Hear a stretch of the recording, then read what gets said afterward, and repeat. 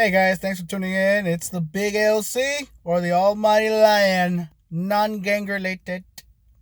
Get into scary mode. So when I was a kid, I was a lot, more handsomer then, and I was a lot nicer. Uh, According to my dad and my mother, I was a super sweetheart. I still am now. The difference is that I'm older and I like to cuss and say shit and fuck a lot. Now that I'm older and I understand things, like when I was a kid, I used to watch kids' stories or kids' movies. I wouldn't fully understand what the whole story was about. And then when I got older, I was like, holy shit, that's crazy.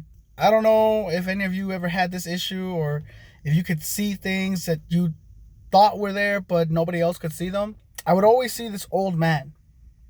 He would only come out at nighttime, and it would always be when I was sleeping. I knew that this old man would show up at a certain time. Like, I didn't know the time, but I knew it was after we all went to bed. And my mom was asleep and my brothers fell asleep, but I would always wake up. And when I tried to go to sleep and ignore this old man, I couldn't. I would hear, hey, hey, Ito, come out the bed and come in the kitchen. But I know that it wasn't a grandparent, it wasn't my uncle, it wasn't my dad, it wasn't anybody that I recognized. I knew it was someone I didn't know. And I would say, no, I'm sleeping, please leave me alone. And he would keep saying, come on, come into the kitchen, I just want to talk to you. And it's weird that I'm making him sound like a weirdo, but his voice would change from time to time. It would be that, or it would be, hey, what are you doing? Come here. Or sometimes it would be, yeah. And then dead silence. I'd be like, what the fuck? As I would see these things, I wouldn't tell my mom or my dad because I didn't want them to freak out. I mean, I did want to tell them, but I didn't because I was like, oh shit. But then after a while, it kind of started turning a little bit more aggressive. One night, as I was going to the bathroom, I was coming out, I stopped. And I couldn't see who was there, but I could see I knew somebody was over there. Like, sometimes you get those feelings where you're like, I'm not alone, someone is there. And I swear to God, that's a come. I was just like, I was like, oh my God. And I wanted to go, but I just stood in the bathroom. And then all of a sudden the light in the bathroom started fucking flickering. So I was like, oh shit. I ran to my freaking bedroom and jumped on top of my fucking bunk bed. I was like, oh, hell no. I couldn't fall asleep. And I kept looking at the archway because I felt like there was someone there. They wouldn't come into the room, but there was someone there.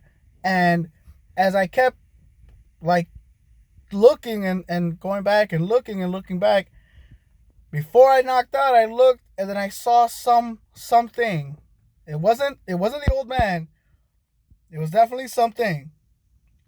He peered his head out, and I was expecting to see an old man.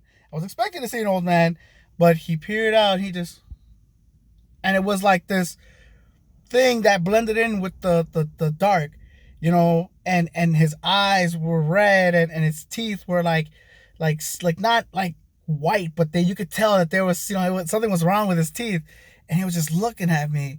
And it kept going up and down on the side of the archway, but like with his head only. His hands were there, but his head was like he was imitating me when I was looking over to see if I could still see that person or whoever was there. It freaked me out, and this kept happening. It would happen every other night. It would happen sometimes when I didn't expect it. It would happen on good days. I'd have a good day at school, come home, and then my dad, see him, and my mom, we'd eat, we'd all have a good time. And then after I take our bath, we go to bed, I would see them. I'd wake up at a certain hour. Now, again, I couldn't tell time, so, I didn't know when I kept waking up, but I know it was during the middle of the night. And I would get freaked out, and it would never come in the room, but it would always want me to come out. So I was like, oh, hell no. Well, fortunately for me, my mom had to drop us off at one of her friends' house who also had kids who went to the school that we went to. She would, drop us off as well, because my mom had to go to meetings and stuff like that early, and she couldn't do that with us. So, and she had nobody else. My dad was working so many jobs, so they were able to provide for us, but they had to make sacrifices where they could, which that's what good parents do. They sacrifice where they can, and we're lucky to have that. My mom dropped me and my brothers off at her friend's house. She was really nice. She would always feed us Tony the Tiger, and afterwards, we would play. We would go play with the kids in the other room until it was time to go to school. Well, on this day, I was really tired, because I had just got this encounter and I was afraid to tell anybody, so I was just kind of to myself. My brothers went ahead and they started playing with the other kids, and I just sat at the table starting to, just doze off and shit because I was tired. And she was like, she saw me, she's like, hey, what's wrong? Are you okay? I'm like, no, not really. And don't ask me why. I don't know what made me open up to her, but I told her, and she was like, what's wrong with you? And I just like, there's this person that keeps coming to my bedroom, and like not like a physical person, but like someone or something that shouldn't be there. It's coming to my room and it's scaring me, and it's like it wants me to come into the kitchen, or whenever I have to go to the bathroom, it scares me. It fills me with fright. I'm afraid. And the only time that I can find sleep is when I'm not at home. So she was just, listening to me, and she told me, you know what, you'll be okay. You'll be fine. Just try not to let it make you, try not to be afraid of it. Do your best. You should pray. You should do something. You should, read the Bible, or tell your parents. And I'm like, as a kid, I'm like, there ain't no quick fix. There ain't no fucking spray. There ain't no, magic crucifix. There isn't a magic spell I can use. I can't use salt. Like, can I do something other than fucking try to figure it out, or tell my parents that I'm seeing shit?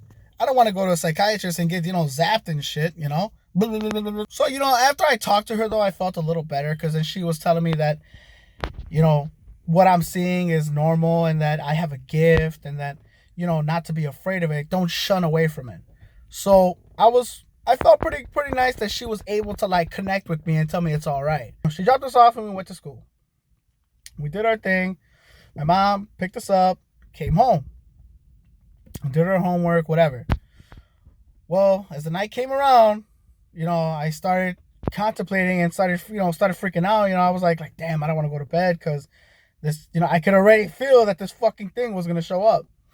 And my mother surprised me. She was like, oh, hey, mijo, Mrs. G was kind enough to give you something. I don't know why, but she said, that she wanted to give this to you. She says it's blessed, and it's going to watch over you. It's your guardian angel. So when she gave my mom this guardian angel, she had already put it in my room. So when I walked in my room, I could see this angel. She was really nice. She had her hand out, like, I can help you, and don't feel bad. You'll be fine. I got you. So I felt comfortable once I saw it. We went to bed, and the same thing happened again. I woke up at the same time. Not sure what time, but I'm pretty sure it was like maybe the witching hour, 3 o'clock or 12:30, one of the two. I woke up, but this time, though, I didn't see it as like a weird creature, or I didn't hear the old man calling me anymore.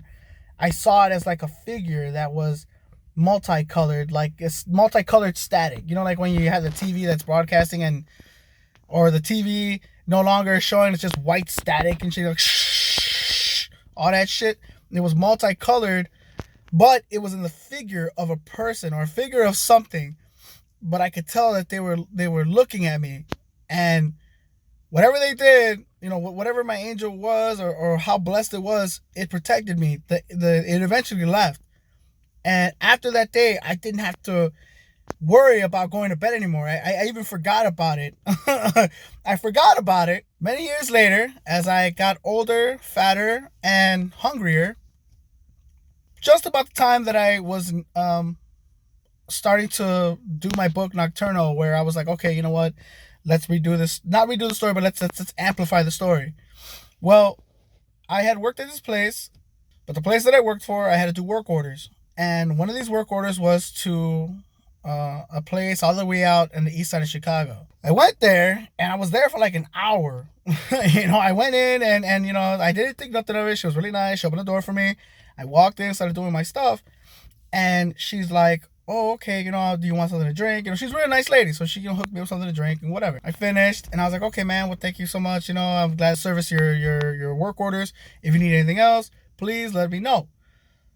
As I'm about to walk out, I, forgot that I was drinking out of her cup. So I was like, oh, ma'am, I'm so sorry. I was raised right. I cleaned my dish. Thank you. You didn't have to clean up your dish. I was like, no, thank you, ma'am. You let me in your house, whatever. So as I'm walking away, she puts her hand on my shoulder. And I'm like, what the fuck? She's like, oh, honey. She goes, I can see that you can see things too, but that you're afraid to see them. And I'm like, what? She's like, yes, you used to see things when you were a kid, right? You used to see you used to see like an old man, but it wasn't an old man. It was something way worse. It was something evil. And I'm just like, go on. She's like, yeah. She's like, she goes, you had a guardian angel. What did you do with her? Where did you put her? I'm like, damn, that's a good question. I don't remember. I was like, I had her. I don't remember where I put her at. And she was like, oh, honey, you need to find it. You need to find it, honey, because you know what? If you don't find it, that demon's going to come back for you.